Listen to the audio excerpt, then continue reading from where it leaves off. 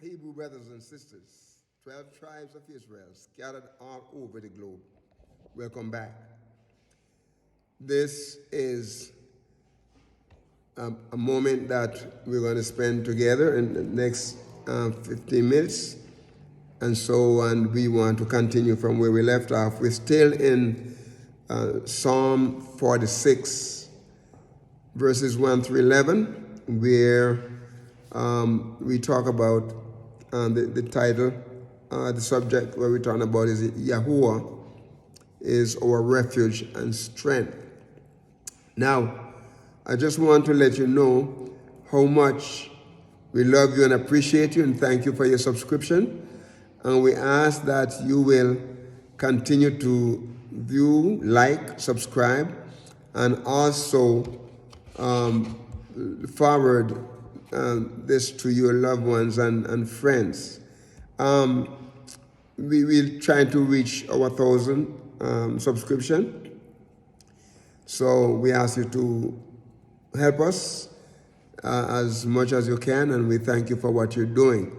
We continue to thank Moray, Yoshi, YAHUAH in California is Moray for the Ark Awakening Remnant Coalition, and we want to thank him, continue to thank him for assisting us and for his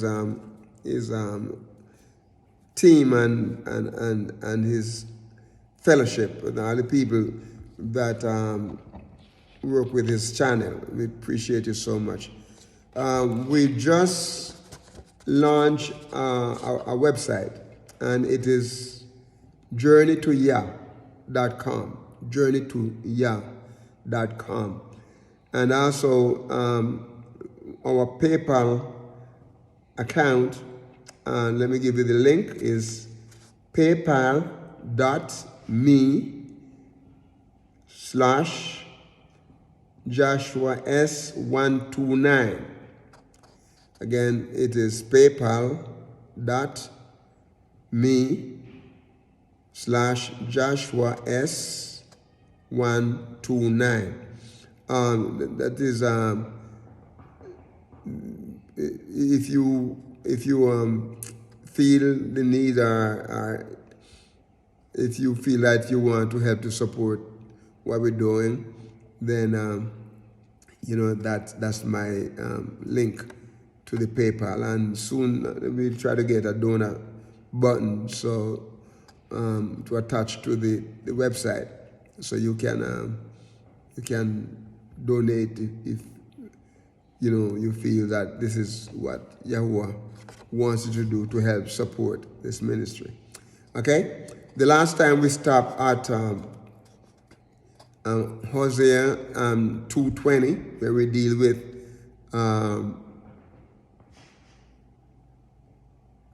Yah's love for his unfaithful people, and he promised to establish them in faithfulness, and that they will know him.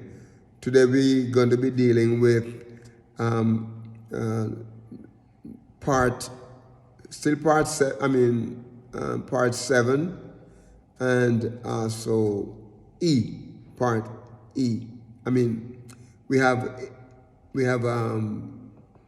a little problem that our part 7C did not upload. It took 2 days. I don't know what was the problem. It was so slow, but we finally got it uploaded this morning. And if you wonder what had happened to part 7C, that was it. Okay. So let's look at that. Now, the word we're going to continue to talk about now is continue in verse 9,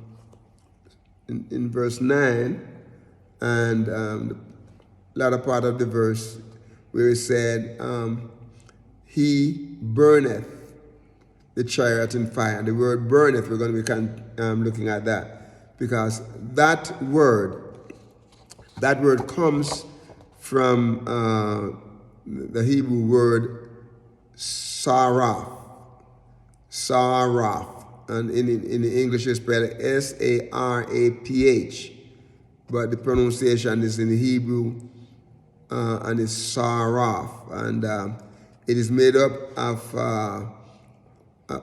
three, I would say, three letters in the Hebrew, and there's a shin, kaf, and fe, or pei. Pei can also be pronounced, it has the usage of fe, okay? But fe here is that word, I'm not sure if it's a combination of the Hebrew and Aramaic, but we know that we don't hardly see that word fe anymore. But it's in the ancient manuscript. Okay, and this word meaning to be on fire, to absorb with fire, or to destroy by fire, comes from the word saraf, and it's also mean to be consumed, or to consume. Example like a town on fire, or houses on fire, or the altar on fire. And there are a couple of verses that I have here that I want you to pay attention to, and also remember that you should have I'm not saying you should, but you're encouraged to have a pen and some notepad so that you can write down these verses. Sometimes they're not, we're not able to, sometimes you're not able to follow along, because of the time and the speed that we're going. But you can always write these verses down and then go back and look at them, okay, to examine them. So here in Leviticus 4:21, and also chapter 8:17 and chapter 9:11, this word burneth here, it deals with the instructions of burning of the sin offering. So if you go back and you read those verses, you will see there that this reference towards the word burning is also deal with the sin offering, burning of the sin offering. Excuse me, I'm sorry. Okay, so Joshua 11:9 and 11, chapter 9, that's Joshua chapter 11, verse 9 and verse 11, and this deals with, if you remember the story when Joshua defeating the kings that came up against him, and the land of Israel, and he burned them with fire. That is Joshua 11 verses 9 and 11.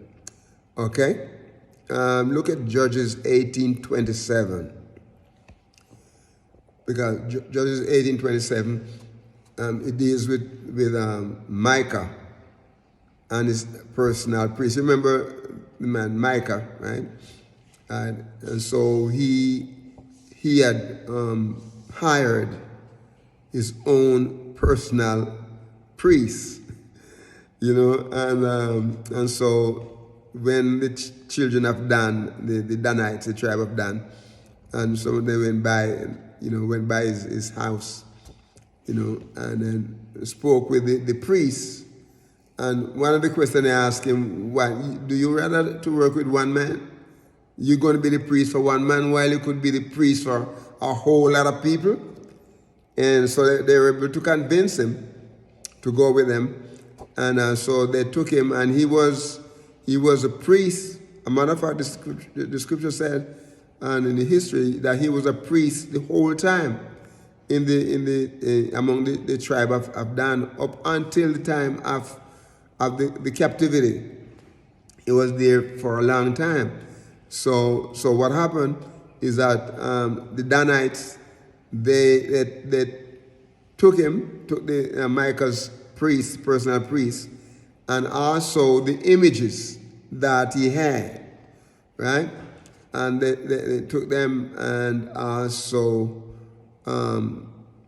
burning the false gods, if you remember in the story, when they went back to the camp, that the false gods were, they put them in fire and so consume them. All right?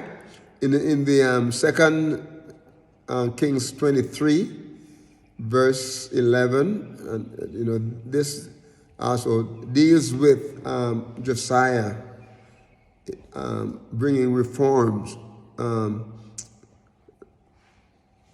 reading the word of Yah and removing some of the gods, the sun god that was worshipped.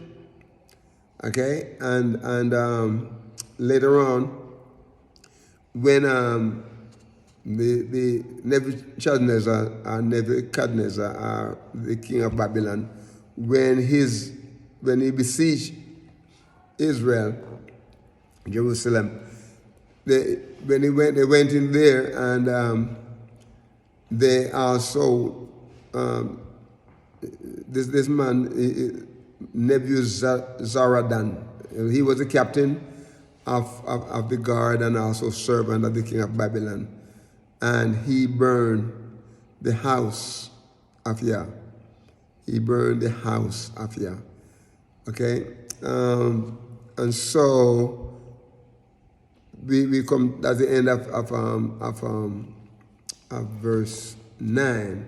In verse 10, he said, "Be still and know that I am Yah. I will be exalted among the heathen. I will be exalted in the earth." All right? And when we're going through situations, remember we said that Yahuwah is always with us. And so when we're going through situations, we should not allow the issues to hold us back, right? We should not allow the issues to hold us back.